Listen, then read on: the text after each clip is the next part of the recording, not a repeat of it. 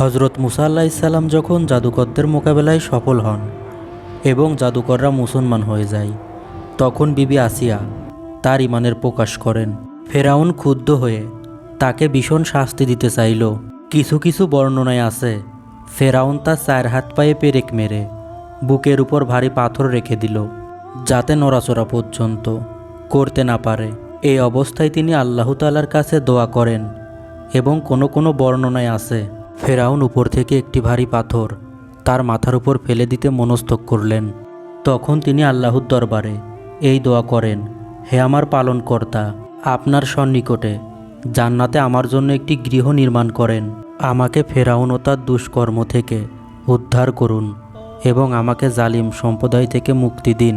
ফলে আল্লাহ তাআলা তার আত্মা কবজ করে নেন এবং পাথরটি নিষ্পান দেহের উপরে পতিত হয়। তিনি দোয়ায় বলেন, হে আমার পালনকর্তা, আপনি নিজের সান্নিধ্যে জান্নাতে আমার জন্য একটি গৃহ নির্মাণ করুন। মহান আল্লাহ তাআলা তার এই দোয়া কবুল করেন এবং দুনিয়াতেই তাকে জান্নাতের গৃহ দেখিয়ে দেন। আসসালামু আলাইকুম।